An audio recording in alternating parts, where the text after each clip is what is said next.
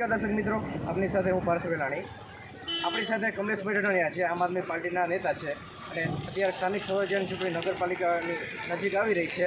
તો અત્યારે આમ આદમી પાર્ટી દ્વારા કેવી તૈયારી કરવામાં આવી રહી છે અને જે ખાસ તો હળવદ નગરપાલિકામાં પ્રથમવાર આમ આદમી પાર્ટી ચૂંટણી લડવા માટે જઈ રહી છે, તો કેવી તૈયારી હાલ જે નેતાઓ કરી રહ્યા છે અને મતદારોને રીઝવવા માટે એ કેવો પ્રતિસાદ મળી રહ્યો છે, તો શું કહેશો કમલેશભાઈ? અત્યારે સૌ પ્રથમ તો આમ આદમી પાર્ટી સહિત હળવદ નગરપાલિકાની ચૂંટણીની અંદર 75 ઉમેદવારોના ફોર્મ ભરાયા છે. સૌ ઉમેદવારોને ફોર્મ ભરવા બદલ અભિનંદન.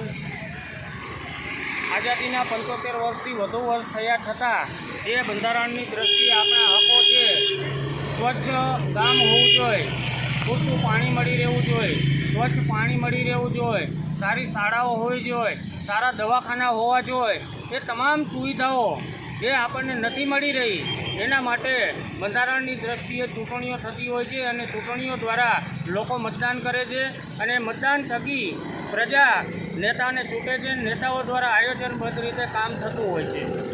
તો હળવદ નગરપાલિકાની ચૂંટણી આમ આદમી પાર્ટી સૌ પ્રથમ વખત લડી રહી છે, ત્યારે હળવદની જનતાને અને હળવદ શહેર તેમજ ગ્રામ્ય તમામ લોકો હળવદની અંદર ખરીદી કરવા માટે આવતા હોય છે.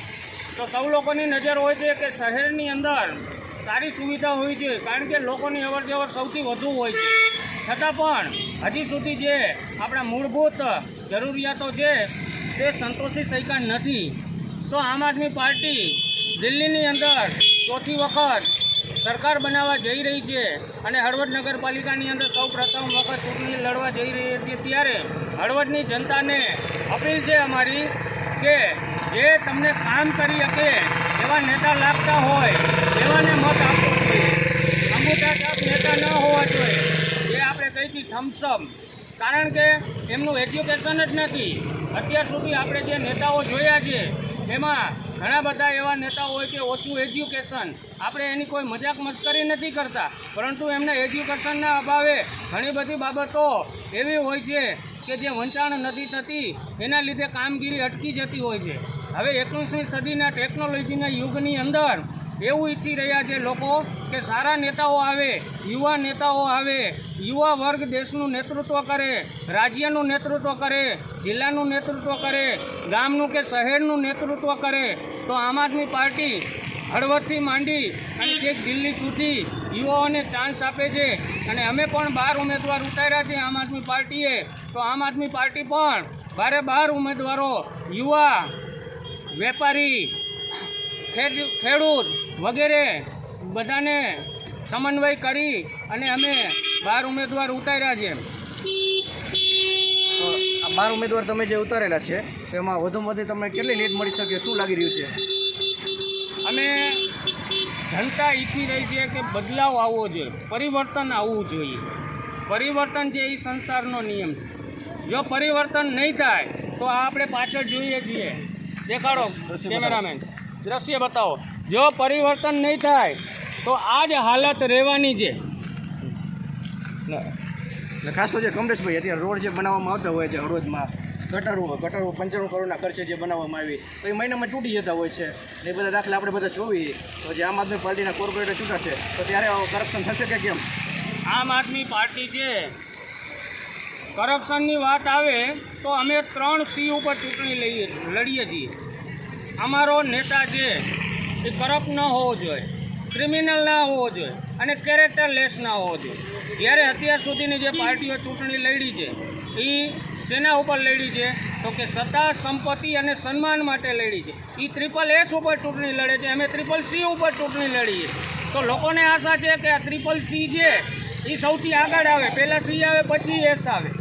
તમે જોઈએ આ હાલત, શું હાલત છે? અહીંયા ગટરના ઉભરાતા પાણી છે, કચરો એટલો છે, ગંદકી છે. અહીંથી નીકળતા લોકોને સરા રોડ એટલે હળવદનો પોજ વિસ્તાર કહેવાય. સારામાં સારો વિસ્તાર, નવી ડિઝાઇનથી વિસ્તાર બનેલો છે, છતાં પણ જો આ હાલત હોય તો જે વર્ષોથી આ જૂના વિસ્તારો છે, જે જૂના ગામ કહેવાય, જૂનું ગામ કહેવાય, એની હાલત શું હશે? ઉભરાતા ગટરના પાણીથી લોકો હેરાન છે. વરસાદ થાય, થોડોક વરસાદ થાય એટલે તમે ને હું બધા આપણે ચાલીએ છીએ, ખબર જ છે કે ચાલીને આપણે જઈ શકાતું નથી, કારણ કે રસ્તામાં પાણી ભરેલા હોય. બાઇક લઈને જઈએ તો પણ પાણી ઉડે છે. અને વરસાદ ન હોય છતાં પણ ઘણા બધા એવો વિસ્તાર છે કે ગટરના ઉભરાતા પાણી છે, જેનાથી રોગચાળો ફાટી નીકળે છે. તો આ આપણી જે સુવિધાઓ છે એ સુવિધા નથી જ મળી શકતી. હળવદ છે એ પાણીની દ્રષ્ટિએ અત્યારે સારામાં સારો વિસ્તાર છે, છતાં પણ ચોથા મહિના અને પાંચમા મહિનાની અંદર પાણીની મારામારી થઈ જાય છે. તમે તો મીડિયાના માધ્યમથી ઘણી વખત મુલાકાત લ્યો છો, લોકો કહે છે અમારા વિસ્તારમાં પાણી નથી આવતું. તો પાણી હોવા છતાં પણ કોના જેવું છે કે કૂવે જઈ અને તૈસા પાસા આવી, એના જેવી પરિસ્થિતિ છે. તો આ બધી જવાબદારી નગરપાલિકાની છે. તો નગરપાલિકા પાસે યોગ્ય આયોજન અભાવે આ પરિસ્થિતિ મારે ને તમારે વેઠવી પડે છે. તો અમે અમારા કોર્પોરેટરો ચૂંટાય અને નગરપાલિકામાં જશે અને એક પણ રૂપિયાનો 50 લાખનું બજેટ હશે તો 50 લાખ રૂપિયા લોકોના વિકાસ માટે વપરાય એનું ધ્યાન રાખવાની જવાબદારી અમારી રહેશે. અત્યારે હાલમાં 1370 લાખ રૂપિયા હળવદ નગરપાલિકાનું વીજળીનું બિલ બાકી છે.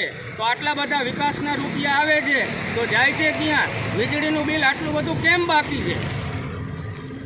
જે ખાસ તો જે હળવદ નગરપાલિકા એ પણ દેવામાં છે, ઘણા બધા બિલ બાકી છે. ક્યારેક સ્ટ્રીટ લાઇટના કનેક્શન કાપી નાખવામાં આવતા હોય, કારણ કે વીજળીના બિલ જ નથી ભરેલું, લોકો પૂરો કરવેરો ભરતી હોય. ને ખાસ તો જે હળવદ ગેરકાયદેસર બાંધકામો જે ચાલી રહ્યા છે, તો આપણે આટલા બધા બાંધકામો થાય, જે સત્તા પક્ષના નેતાઓ બધા આમાં જવાબદાર હોય. આ તળાવ હોય તો તળાવના કૌભાંડ હોય, એ આપણે બધા જોયા છે, હળવદે જોયું છે. તો આટલું બધું કૌભાંડ જે હળવદમાં થતું હોય ને બીજી બાજુ લોકો સુવિધાથી વંચિત રહી જતા હોય, તો આ વિષય પર શું કહેશો ઉમેશભાઈ? આ કૌભાંડો નથી થવા દેવા, એટલા માટે જ લોકોને અમે અપીલ કરીએ છીએ અને અમારે ચૂંટણી લડવી પડી છે. અરવિંદ કેજરીવાલે શું કીધું હતું પાર્ટી બનાવી ત્યારે અન્ય આંદોલન વખતે કે ભાઈ ભ્રષ્ટાચારને ખતમ કરો, લોકપાલ બિલ લાવો. એમાંથી તો આ પાર્ટી ઉભરી. ત્યારે કોંગ્રેસની સરકાર હતી. કોંગ્રેસની સરકારમાં શું કહેવામાં આવ્યા કે તમે આવા કિચડમાં ઉતરો પછી તમને ખબર પડે કે ગંદકી કેમ સાફ થાય છે. એમાંથી આમ આદમી પાર્ટી જન્મ લીધો છે અને આજે દિલ્હીની અંદર સ્વાસ્થ્ય એજ્યુકેશન પ્રત્યે ઘણા કામ કર્યા છે અને વિશ્વની અંદર ભારતનું નામ રોશન કર્યું છે. તો સૌથી પહેલાં જો આપણે દેશને સમૃદ્ધ બનાવવો હોય, દેશને વર્લ્ડ ક્લાસ બનાવવો હોય તો પહેલાં શરૂઆત છે ને ગામડાથી અને નાના શહેરોથી કરવી પડશે. ત્યારે જ આપણો દેશ છે એ સમૃદ્ધ બનશે અને મહાસત્તા તરફ આગળ જઈ શકશે. આવી ગંદકી ફેલાતી હોય, પૂરતું પાણી ન મળતું હોય, મફત શિક્ષણ ન મળતું હોય, મફત સારવાર ન મળતી હોય તો આપણે દેશને વિકસિત કેવી રીતે બનાવી શકીએ?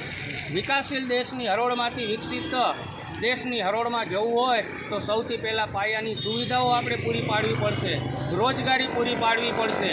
અને હળવદ નગરપાલિકા દ્વારા વેરા લેવામાં આવે છે, શિક્ષણ વેરો લેવામાં આવે છે, પાણી વેરો લેવામાં આવે છે, ઘર વેરો લેવામાં આવે છે અને એક ટ્રાન્સફર વેરો, તમારી મિલકત ટ્રાન્સફર કરો તો ટ્રાન્સફર વેરો, આવા ઘણા વેરા, દુકાન વેરો, આવા ઘણા બધા વેરા લેવા છતાં પણ પાયાની સુવિધા કેમ નથી મળતી? તો આના માટે જવાબદાર કોણ છે?